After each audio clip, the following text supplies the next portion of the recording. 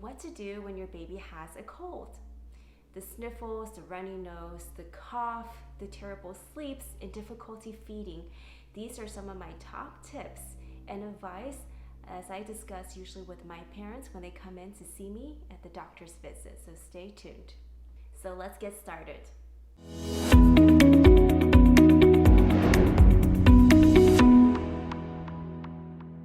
Hi guys, I'm Dr. Eileen. I'm a board-certified pediatrician, and thank you for joining me here today. On this channel, I go over some of the most commonly discussed topics in pediatrics.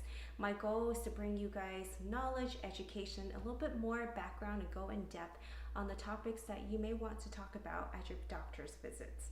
One of the most common reasons that parents bring their child to come see me as a pediatrician is for a common cold. This happens often, actually any time of the year, your child can catch a common cold. I want to talk to you guys about what causes it, what symptoms we should be expecting, and how to treat it and how to manage it, and when you might want to really bring your child in to see the doctor.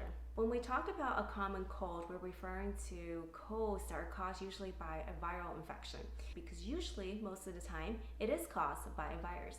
Now, depending on what time of the year, the virus will vary.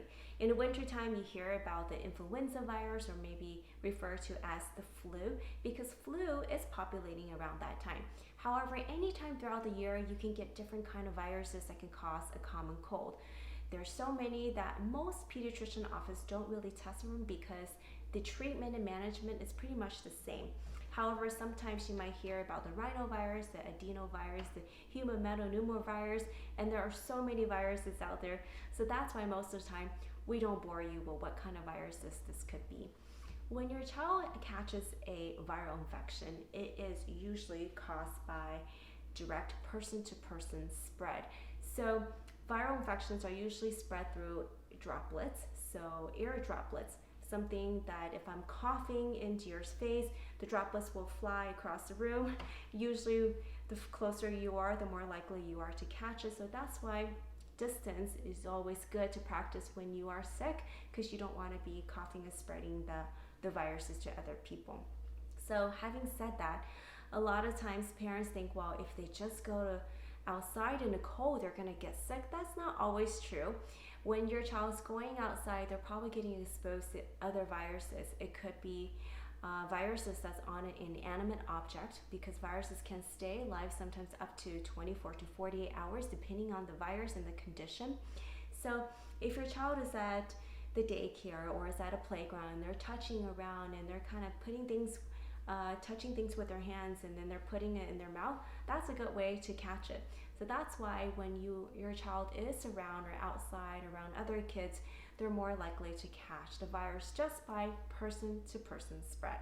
Usually when parents bring their child in to see me for a cold, they've already been exposed to the virus about 2 to 3 days prior, because it takes a little bit of incubation time from the time you catch the virus to actually show symptoms and disease. The most common symptoms when a child has a common cold could be runny nose, nasal congestion, sore throat, loss of appetite, difficulty sleeping because you're having difficulty breathing, slight cough, and also more fussiness. Now, all fevers are bad. In fact, when we have fevers, our body are actually mounting an immune response, which is what we want when we are attacked by a foreign object or foreign virus. You do want to monitor when your baby has a fever, and there is a certain time in pediatrics that we call really the red zone. There are times when fever in a young infant can be dangerous, especially when your child is under 6 to 8 weeks old. If your child is having a fever in this period, that means they're actually younger than 6 to 8 weeks old. We do want you to definitely call your pediatrician and let your doctor know, because we will probably want to see your child because you're so young, just to make sure that the fever is only reflecting of a more benign cause, such as a viral common cold. A fever in a very young child can indicate other more serious infections. So that's why when you're in that critical phase, when your baby is just so young, we do want you to bring them in so that we can see them and just make sure they're doing okay. So what do you do when your child has a common cold? they're generally not feeling so good, they don't have the most energy, they may want to just kind of lay around and cuddle with you, and that is okay. A lot of what we do when your child has a common cold is what we call supportive care, and that is what we refer to as comfort care to make your child feel more comfortable.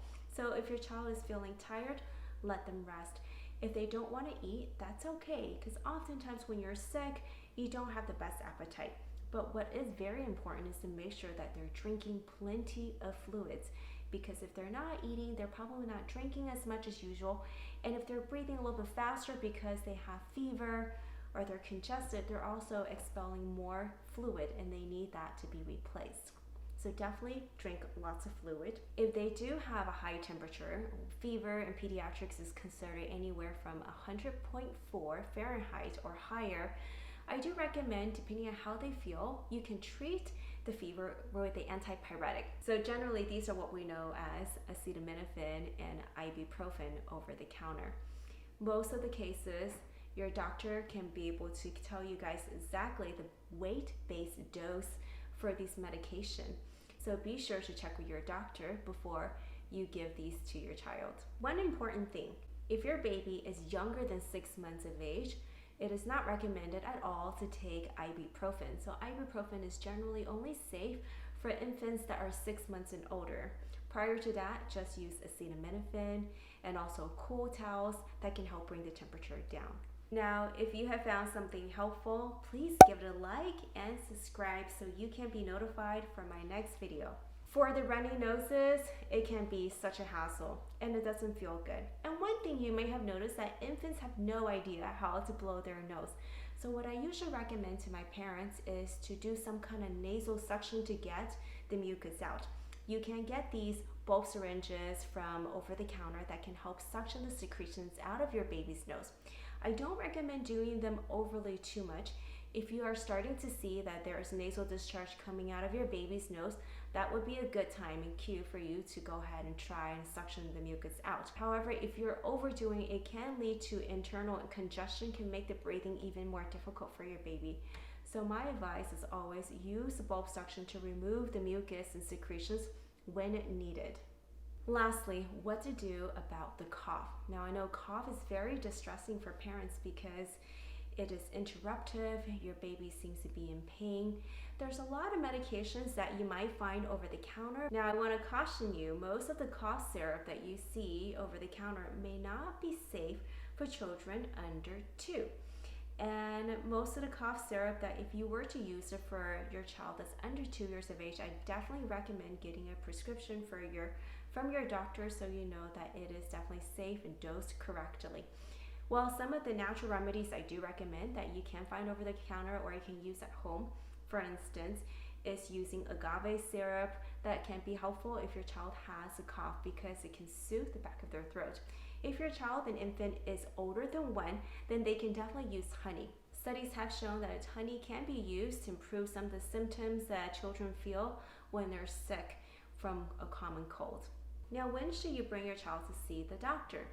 Now remember, most common viruses and common colds are just that. They are viruses, your body fights it off, and it can last generally anywhere from 5 to even 10 days long. Sometimes the coughs, studies have shown, can even last more than 28 days, even from a common cold.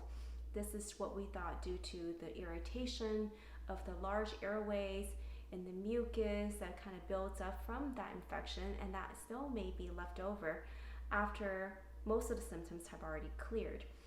So when you should bring your child back in, there are a couple things I want you to know.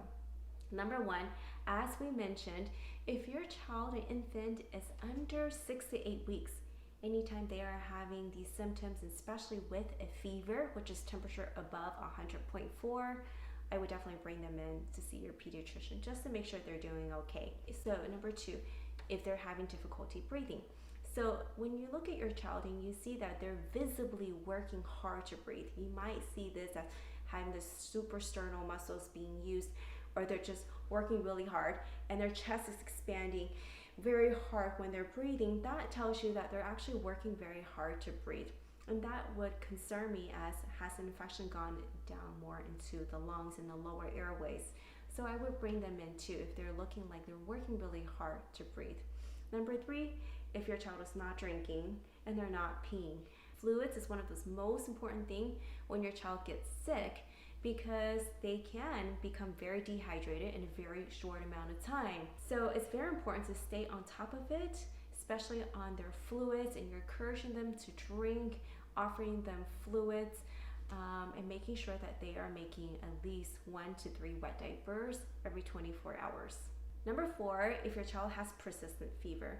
Now, fever can be seen with viral infections, but generally these are not persistent. That means the fever doesn't stay on persistently and doesn't go away or comes right back when the medication wears off.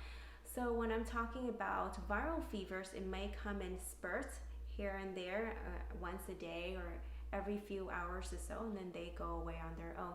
But when your child has persistent fever for longer than 5 days, or it's just not really responding to medication, it comes back as soon as the medication wears off, I want you to bring them in to make sure that it's just a viral infection. And number 5, and lastly, I think we can all tell this, is when our child is feeling very sick and they're looking tired and what we call lethargic. Lethargic is not a word I like to generally describe when a child's tired, but there is a difference when a child is just sick and not feeling well, and a child who is sick and just not fighting for himself. So I always trust the parent. If you're looking at your child just looks listless, not like yourself, not like themselves, and they're just having a hard time breathing, hard time eating, hard time to wake up and interact with you, I want you to bring them in to make sure that they are doing okay. So there you have it. Now kids are starting to go back to school or go on summer breaks, and they're going around each other as the world starts to open up. I think it's very important to anticipate that common colds do happen, and as we get around more people, viruses are going to find a way to infect our loved ones. But don't fear, most common colds are generally not too serious. You may expect some runny nose, a very fussy child, difficulty sleeping for a few days, up to 10 days, but generally they do recover on their own with a lot of hydration, rest, and supportive comfort care. If you have any questions about this topic or about related topics, please leave a comment below. Let me know what you guys had gone through when your child had a common cold.